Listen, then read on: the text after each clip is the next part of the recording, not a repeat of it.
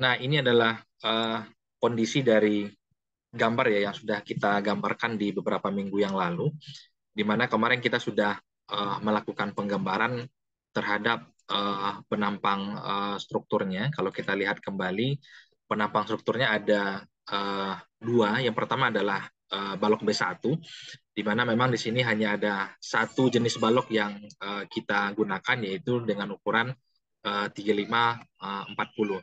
Nah, punya saya di sini kondisinya sudah kondisi blur seperti ini ya, karena tadi saya sudah buatkan video bagaimana melakukan penginputan data-data dengan memasukkan data respon spektrumnya. Nah, kemudian untuk yang running kedua ini, kita akan melakukan penginputan data respon spektrum untuk mengetahui nilai drift story yang terjadi pada penampang lambda struktur antara balok dan kolom, termasuk juga nanti di running ketiga kita akan melakukan penginputan kombinasi pembebanan yang akan kita gunakan berdasarkan dari SNI tahun 2002.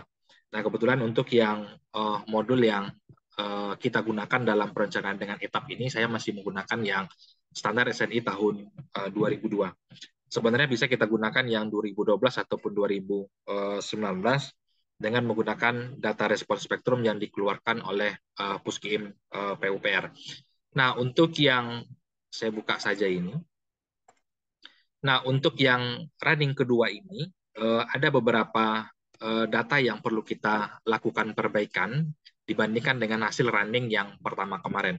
Jadi running pertama itu di save, kemudian running kedua di save as lagi, running ketiga di save as lagi. Jadi akan ada 3 running yang akan kita lakukan untuk melakukan cross check sampai nanti didapatkan berapa kebutuhan tulangan pada penampang struktur pada balok ataupun pada kolomnya.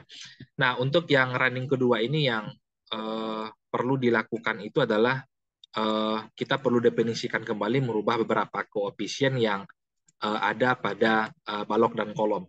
Nah, untuk yang di bagian balok, ini ada data yang perlu dilakukan perbaikan seperti yang ada di sini.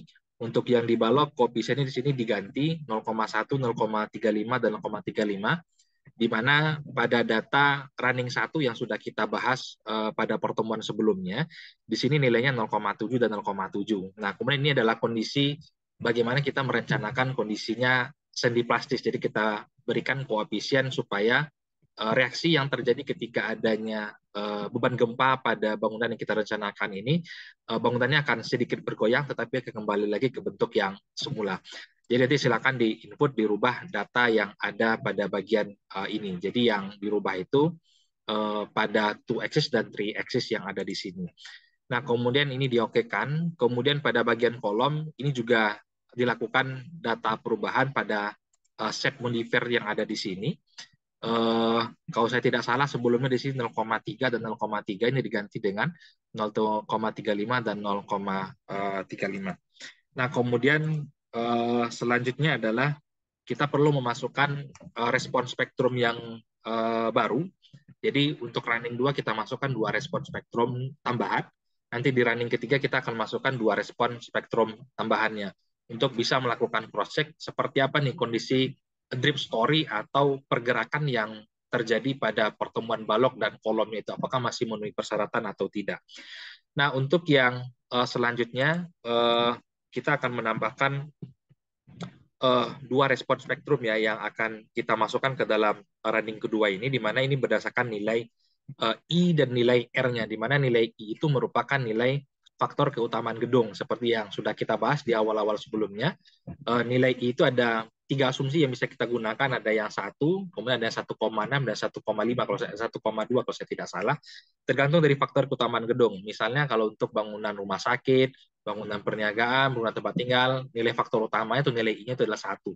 Tapi kalau untuk bangunan-bangunan yang tingkat risikonya cukup tinggi, misal seperti bangunan fasilitas nuklir, nah mungkin nilai faktor keutamanya atau nilai I-nya bisa lebih tinggi gitu ya. Nah, untuk memasukkan nilai faktor keutamaan ini berdasarkan dari rumus yang ada itu bisa dipilih dari define, kemudian dipilih respon spektrum case yang ada di sini. Nah, ini tambahan E1 dan E2, di mana untuk data E1 ini data yang diinforkan nanti, di mana kemarin kita sudah masukkan respon spektrum Pekanbaru pada running pertama, kemudian pada bagian ini yang perlu dilakukan perubahan angkanya. Kalau sebelumnya kita hanya masukkan nilai gravitasinya saja 9,81, sementara pada bagian ini kita sudah membandingkan antara nilai faktor I dibagikan dengan R. Di sini kita dapatkan nilainya adalah 1,7836. Dan ini datangnya adalah faktor keutamaan gedungnya adalah 1, kemudian dibagi dengan 0,85 kalau tidak salah untuk nilai R-nya itu. Jadi memang ini tergantung dari asumsi bangunan yang kita rencanakan itu kondisinya seperti apa. Seperti tadi, itu adalah faktor keutamaan gedung. R itu adalah kondisi strukturnya seperti apa. Apakah sistem rangka pemikul mobil dan segala macam. Silakan dibaca lagi modul yang sudah saya bagikan di beberapa minggu yang lalu. Nah, dalam case yang ada di sini, I yang saya gunakan itu adalah 1, kemudian R-nya itu adalah 0,8, sehingga 1 dibagi dengan 0,8 itu lebih kurang 1,7836. Datang dari 1,7836 ini dari situ. Nah, ini untuk nilai S1-nya. Kemudian tambahkan lagi untuk S2-nya. Bisa diklik Add New, kemudian isi datanya seperti yang ada di sini, penamaannya bikin E2 seperti ini. Kemudian untuk yang U1 dikosongkan seperti ini, kemudian yang di U2 yang dimasukkan angka seperti ini, dan angka scale faktornya juga sama yang ada pada E1 tadi. Nah, jadi kita sudah memasukkan 2 nilai respon spektrum tambahan pada running yang kedua ini. Nah, kemudian selanjutnya kita bisa melakukan running terhadap kondisi yang running yang kedua ini. Kita lihat, coba di running.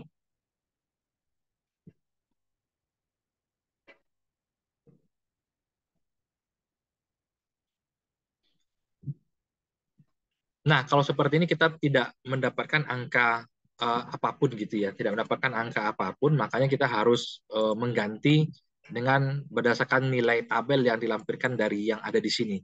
Nah, silakan diklik nanti display, kemudian show table-nya. Nah, kemudian ada beberapa data yang ingin kita dapatkan di sini. Yang pertama, pada bagian sini klik building datanya, kemudian pada bagian displacement kita ingin mendapatkan nilai story drift-nya. Nah, kemudian pada select case atau combo yang ada di sini, ini yang kita pilih adalah E1 dan E2 dulu. Nah, bagian ini. Ini bisa diklik seperti ini, kemudian tahan, klik Ctrl, kemudian I2, kemudian diokekan, kemudian ini diokekan. Sehingga kita bisa mendapatkan data-data dari tabel yang ada di sini untuk mendapatkan story drift-nya.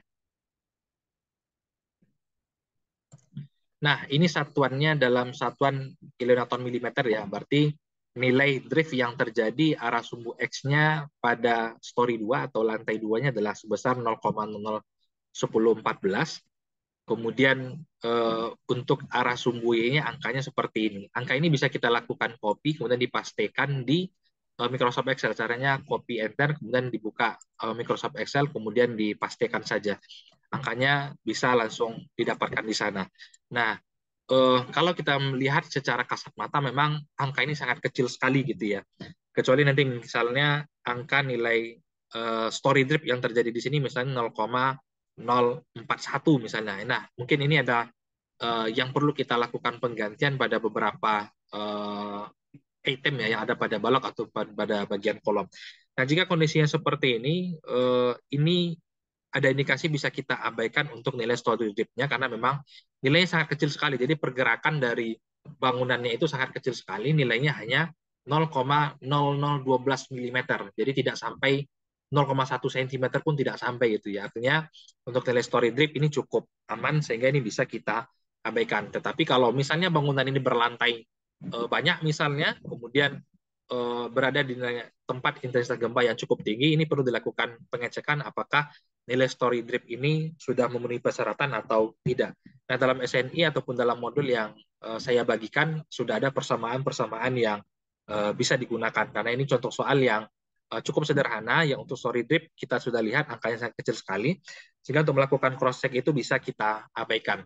Nah, untuk running kedua sampai di situ dulu, untuk running keduanya. Sehingga di sini kita asumsikan ada nilai FD-nya, nilainya adalah 1,931 ya. Nah, sehingga untuk yang running 2 ini bisa dilakukan save atau save as. Kalau saya lebih sering bikin save as seperti ini, kemudian penyimpanannya saya bikin sini running 2, kemudian diokekan seperti itu. Nah, itu untuk running yang kedua. Saya ingin buka running yang ketiga tanpa harus menyimpan yang sudah saya kerjakan tadi, tapi data-data tadi sudah saya tunjukkan, bisa diikutin nanti untuk dimasukkan ke data-data soal UTS yang sudah dikerjakan di beberapa minggu yang lalu. Nah, sekarang yang selanjutnya adalah untuk menentukan running yang ketiga, di mana running yang ketiga ini kita akan melakukan penginputan beberapa data.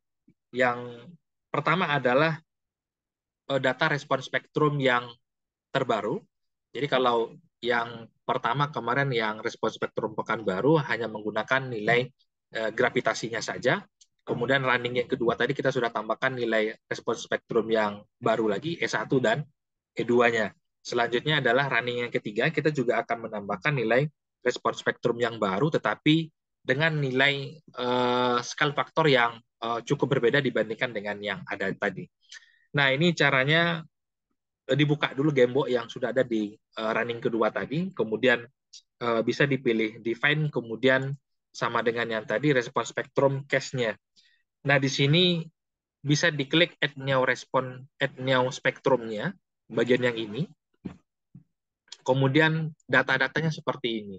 Jadi ini respon spektrum tambahan untuk running yang ketiga, di mana kalau yang tadi SRSS yang ada di sini, kemudian ini diganti menjadi ABS seperti ini, kemudian angkanya 0,3, kemudian pada input respon spektra di sini, kalau yang tadi kita isi U1-nya, kemudian respon spektrumnya kita isi pada bagian U2-nya. Nah, tapi pada respon spektrum yang running yang ketiga ini, kita isi kedua-duanya seperti yang ada di sini. Sebentar, satuannya saya ganti dulu ke kilogram meter.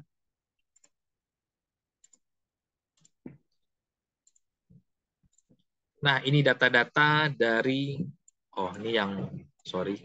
Nah, ini respon spektrum tambahan untuk running yang ketiga. Jadi bisa diikutin data-datanya tadi, di mana sudah digantikan nilai scale vektornya, di mana scale vektor ini berasal dari FD dikalikan dengan G-nya, kemudian dikalikan dengan I dibagikan dengan R-nya. R-nya kita ganti menjadi 3,5 untuk strukturnya ya. Nah, sehingga kita dapatkan nilai scale faktor di sini menjadi 3,44. Ini berasal dari 1,7836 yang kita hitung tadi, kemudian dikalikan dengan nilai drip story dari nilai FD tadi sebesar 1,931. Nah, ini kita dapatkan nilainya 3,44 seperti ini. Nah, selanjutnya bisa ditambahkan add new spektrum lagi, spektrum yang kedua. Datanya seperti ini. Ini data-datanya mengenai penamaannya ini sebenarnya bebas, boleh menggunakan penamaan yang lain seperti ini, selain dari ini. Kemudian ini data-datanya, kemudian ini sama, yang membedakan adalah pada bagian yang di sini. Kalau pada respon spektrum yang pertama tadi, di sini nilainya 0 ya, tetapi kalau untuk yang respon spektrum yang kedua, nilai di sini 0,05. Ini diokekan, kemudian ini diokekan. Nah, kemudian selanjutnya adalah dengan memasukkan nilai dari kombinasi pembebanan yang ada. Ini bisa ada klik di define, kemudian load combination yang ada di sini. Nah, kebetulan saya juga sudah memasukkan kombinasi 1, data-datanya nanti bisa diinputkan seperti ini. Ini untuk kombinasi 1, ada berarti nilainya 1,4D. Kemudian ini kombinasi yang kedua, bisa diikutin nanti data-datanya seperti yang ada di sini. Kemudian ini kombinasi yang ketiga, data yang bisa dimasukkan. Ini kombinasi yang keempat. Kemudian ini kombinasi yang kelima, data-datanya. Kemudian ini kombinasi yang keenam.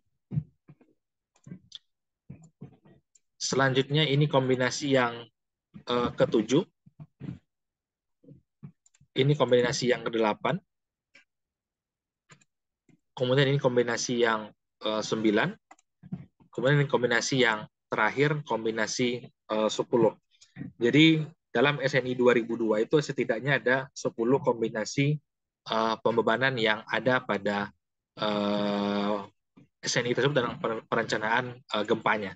Ini kita oke kan kalau sudah ada. Nah, kemudian selanjutnya ini kita bisa lakukan running ya. Kita running, bisa klik bagian di sini.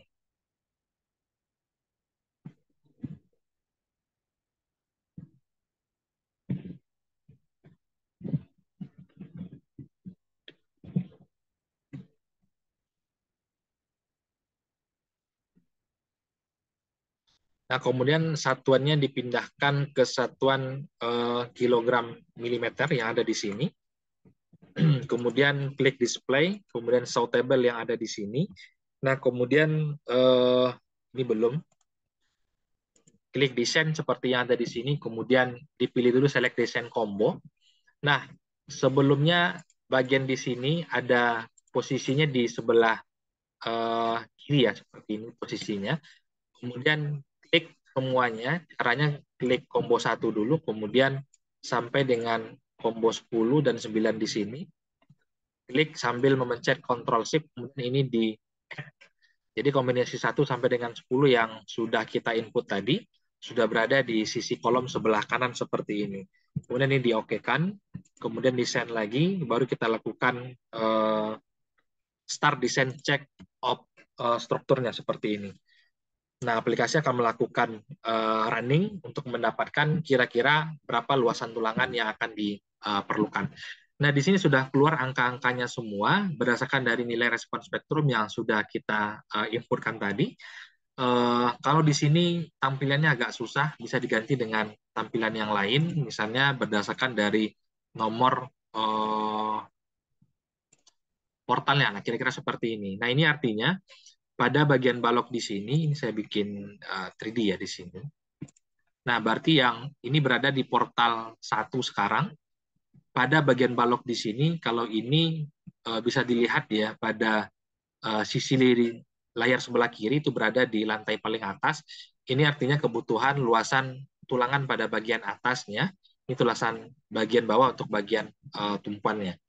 Nah, kalau ingin lebih mudah, karena kita ingin melakukan penyeragaman saja, kita anggap seragam semua tulangannya, caranya bisa diklik di sini, select, kemudian frame section, klik B13540 yang ada di sini. Nah, kemudian kita bisa ambil datanya, klik bagian ini, kemudian bagian ini, oke. Okay. Nah, pastikan ini terklik, terblok combo 1 sampai dengan combo 10 ya. Nah, kemudian baru diklik BIM Summary yang ada di sini, kemudian ini diokekan. Nah, ini adalah data dari B1, keperluan dari tulangannya. Saya coba buka salah satu file untuk melakukan konversi terhadap tulangannya.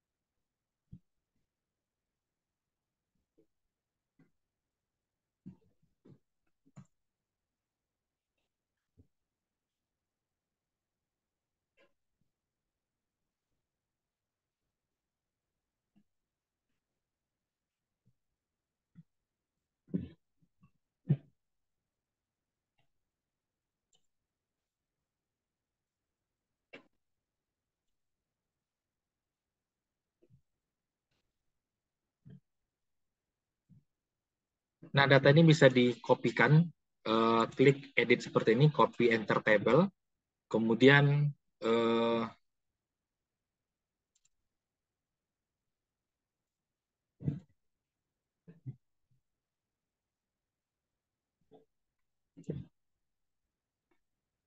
kemudian bisa dipastikan ke Microsoft Excel. Ini cukup seperti ini saja. Setelah di copy tadi, kontrol yang ada di sini. Kemudian bagian yang tidak perlu ini di-hide saja, disembunyikan saja. Kemudian klik kanan seperti ada di sini. Nah, di sini sudah kelihatan ini adalah keperluan tulangan untuk bagian tulangan atas. Ini bisa diurutkan seperti ini. Di blok ini kemudian urutkan dari nilai terbesar ke terkecil seperti ini. Nah, ini untuk memudahkan. Kemudian ini asmin bottom atau tulangan bawah, kita urutkan juga dari yang terbesar ke yang terkecil. Seperti yang ada di sini. Nah, kemudian saya sudah punya nilai luasan dari masing-masing tulangan dari diameter 10 sampai dengan diameter 19. Nah, seperti di sini. Nah, ini bisa mempermudah kita, kira-kira kita membutuhkan berapa tulangan dengan luasan seperti ini tadi. Jadi luasan tulangan yang terbesar tadi untuk tulangan atasnya adalah 470 mm pangkat 2, sementara untuk tulangan di bawahnya adalah 455 mm pangkat 2.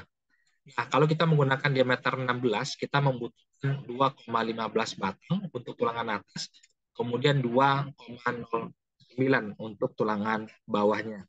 Dan selanjutnya ini tergantung dari kita ya, kebijakan kita akan menggunakan nilai safety factor seperti apa. Kalau saya seperti ini, kalau pengen aman diambil 4 diameter 16. Kalau kita bandingkan di sini luasannya menjadi 870. Sementara yang diperlukan tadi itu hanya 470 saja. Artinya ada nilai safety factor hampir 2 kali lipat gitu ya. Sementara untuk tulangan bawah ini bisa menggunakan 3 diameter 16. Ini juga bisa diganti dengan 3. Kita bandingkan luasannya 455 dibandingkan dengan 652 lebih kurang 1,5 kali lebih besar ya dibandingkan dengan hasil perhitungan yang ada tadi. Sehingga di sini kita gunakan 4 diameter 16, 3 diameter 16 untuk tulangan bawahnya, 4 diameter 16 untuk tulangan atas, 3 diameter 16 untuk tulangan bawah. Ini untuk posisi tumpuannya. Sementara untuk bagian lapangannya tinggal dibalikkan saja ya. Untuk yang di bagian lapangan itu kebalikannya dari yang ada di sini. Tulangan atasnya 3 diameter 16, tulangan bawahnya yang 4 diameter 16. Nah, itu untuk cara bagaimana menentukan diameter tulangan yang akan kita gunakan berdasarkan dari perhitungan dari etapnya. Nah, kemudian selanjutnya untuk tulangan kolom itu juga sama. Itu bisa diambil dari etap tadi. Kita coba buka kembali.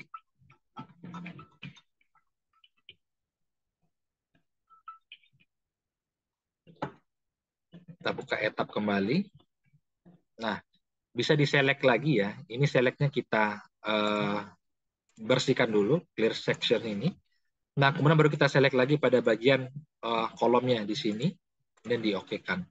Nah, caranya juga sama dengan yang tadi, klik display, kemudian sortable yang ada di sini, kemudian di sini pilih bagian kolom sumerinya yang ada di sini, kemudian pastikan select case kombonya terblok antara dari combo 1 sampai dengan combo 10 ya, ini di-OK-kan, kemudian ini di-OK-kan. Nah, sama dengan yang tadi, kita bisa mengambil data luasan keperluan dari tulangan kolomnya seperti ini. Ini saya pindahkan ke Microsoft Excel kembali. Ini saya tambahkan.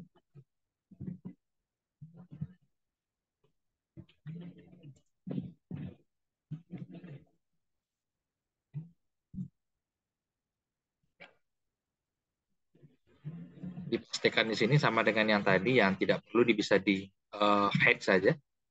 Nah, kemudian ini adalah keperluan tulangan untuk,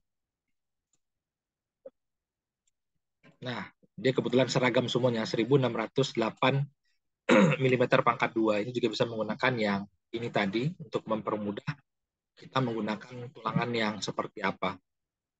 Nah, seperti ini. Nah, tulangan yang kita gunakan, ini adalah keperluan tulangan untuk kolomnya, 1608 mm pangkat 2. Kalau kita lihat di sini, ini membutuhkan 7,389 diameter 16 gitu ya. Untuk menjaga faktor safety-nya ini bisa dipakai 10 diameter 16 kalau kita lihat di sini. Kalau menggunakan 10 diameter 16, luasannya adalah 2107, sementara yang dibutuhkan tadi itu adalah 1608 mm pangkat 2. Nah, jadi untuk penulangan balok dan kolom kira-kira seperti ini cara untuk menentukan luasan tulangannya, kemudian bagaimana kita memilih diameter tulangan yang akan kita gunakan di dalam perencanaan struktur dengan menggunakan etap ini. Nah, kalau seandainya ada beberapa jenis balok ataupun dengan adanya beberapa jenis kolom, caranya juga sama. Diselect dulu balok atau kolomnya, kemudian diambil dulu tabel dari display tadi, kemudian dikopikan ke Microsoft Excel seperti tahapan yang sudah kita buatkan tadi. Jadi untuk yang contoh sederhana ini sudah selesai gitu ya untuk perhitungan running 2 sampai dengan running 3, di mana kita sudah mendapatkan berapa besaran tulangan yang akan kita butuhkan berdasarkan dari perhitungan tadi. Nah, saya rasa ini sudah cukup untuk pertemuan malam ini, karena yang mata kuliah ini belum ada tugas, belum ada kuis. Nanti saya akan masukkan tugas ataupun kuis di Classroom dalam waktu dekat. Silakan dikerjakan nanti. Link videonya ini juga akan saya bagikan di Classroom. Silakan diputar kembali, ikutin kembali tahapan-tahapan dari running 1, running 2 sampai dengan running 3 sampai kita mendapatkan nilai dari masing-masing tulangan yang sudah ada tadi gitu ya. Nah, baik, sekarang coba diaktifkan videonya sambil print screen untuk absensinya.